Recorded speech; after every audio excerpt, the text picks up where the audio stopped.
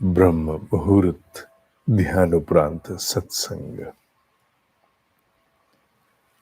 आज आत्मबोध आदिगुरु शंकराचार्य जी द्वारा रचित रचना पर छठा श्लोक। बात एक ही विषय पर प्रत्येक श्लोक में पुनः स्थापित करने का एक प्रयास है। आवरणों से हम ढके हैं। कहते हैं कि जो माया है वो राग और द्वेष अर्थात रजोगुण और तमोगुण के द्वारा। माया की शक्ति को दो नाम दिए गए हैं, विक्षेप शक्ति, आवरण शक्ति। रजोगुण के द्वारा विक्षेप उत्पन्न होता है, डिस्टॉर्शन, गड़बड़ी, उठापटक।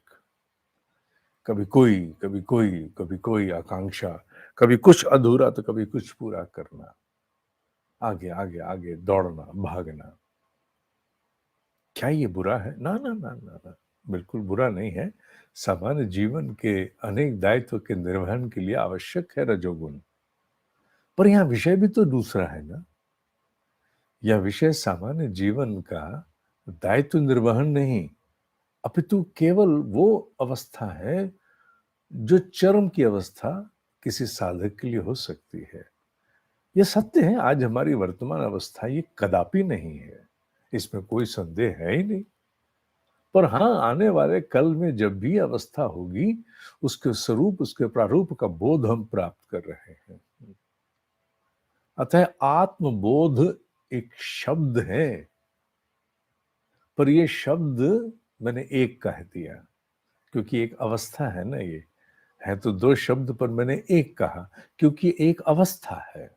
उस अवस्था को संकेत देते हैं ये शब्द आत्मबोध। अर्थात जब मुझे ज्ञान हो गया मैं हूं क्या। और यहां ज्ञान का तात्पर्य केवल जानना नहीं है, जानते तो हम बचपन से आए हैं, ब्रह्म सत्य जगत मिथ्या, आत्मा है, इत्यादि इत्यादि ना। यहां ज्ञान का तात्पर्य है कि जब वो जो केवल जाना गया वो चरितार्थ हो गया, प्राण प्रतिष्ठित हो गया, सिद्ध हो गया। तो आत्मबोध भले ही सिद्ध होने में जन्मों लगे, पर उस आत्मबोध की अवस्था के विषय में कहा गया कि माया माया की पकड़ जब समाप्त होती है, माया रूपी सपना, क्या? माया रूपी सपना, स्वप्न जब समाप्त होता है और वो जागृति होती है, आत्मबोध, तो पता लगता है कि ये सब लीला है। अभी हम क्या समझते हैं कि जब सो जाते हैं जो दो खोपड़ी में चलता है वो स्वप्न है, और हम उठते हैं तो हम जाग जाते हैं, जागृत अवस्था में आते हैं, जिसे सती शब्द से भी संबोधित किया गया, जागृति से। पर यहां आदि गुरु कहते हैं कि नहीं, ये सोना, रात में सोना और फिर जाग जाना, यही केवल जागृति नहीं है, अपितु माया की पकड़ से जब व्यक्ति छूटता है तो उसे पता लगता है ये सब कुछ ही सपना था। अर्थात मैं सपने में ही रात को सोता था, सपने में जागता था और जाग के सोचता था मैं जाग गया, जबकि ये सब सपना है। मैं वो था ही नहीं जो सोता था और जो जागता था, मैं तो कुछ अन्य हूं। सुनने में आरंभ में ये बातें कुछ थोड़ी सी अटपटी लगती हैं, लगे भी क्यों ना। वो सत्य जो चखा नहीं, वो सत्य जो जाना नहीं, अनुभव में नहीं आया, उसके विषय में सुन करके अपने आप को टटोलते हैं तो ऐसा कुछ नहीं मिलता, तो लगता है कि ये क्या है। पर ब्रह्म ज्ञानियों के कथन नकारे नहीं जा सकते, जो लाखों वर्षों से स्थापित हैं आर्ष ग्रंथों में। माया की पकड़ दो प्रकार की, रजोगुण तमोगुण।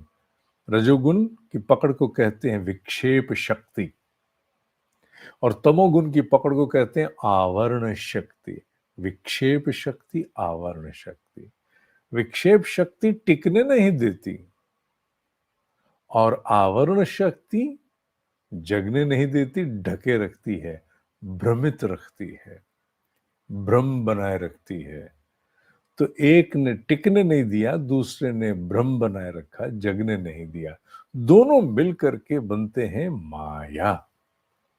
दोनों, विक्षेप शक्ति, आवरण शक्ति। कभी भी माया के विषय में विचार करना हो कि माया माने विक्षेप शक्ति, आवरण शक्ति। विक्षेप टिकने नहीं देगा और आवरण जगने नहीं देगा। दोनों, आवरण भ्रम में रखेगा। अतः रजोगुण और तमोगुण के द्वारा ये राग और द्वेष के द्वारा प्रसारित शक्ति है।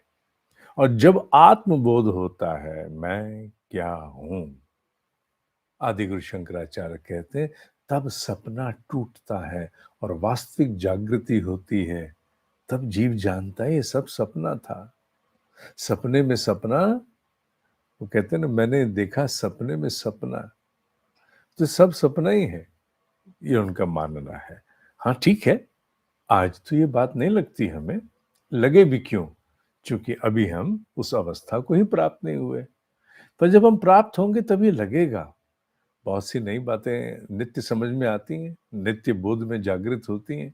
पता लगता है अरे हमें तो ये पता ही नहीं था, हम ऐसा सोचते ही नहीं थे, हमने तो भिन्न तरह से सोचना आरंभ कर दिया।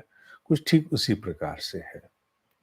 अतः है, आओ अब श्लोक पर चलते हैं। आपकी स्क्रीन पर स्लाइड आएगी, आप उसमें देखिए।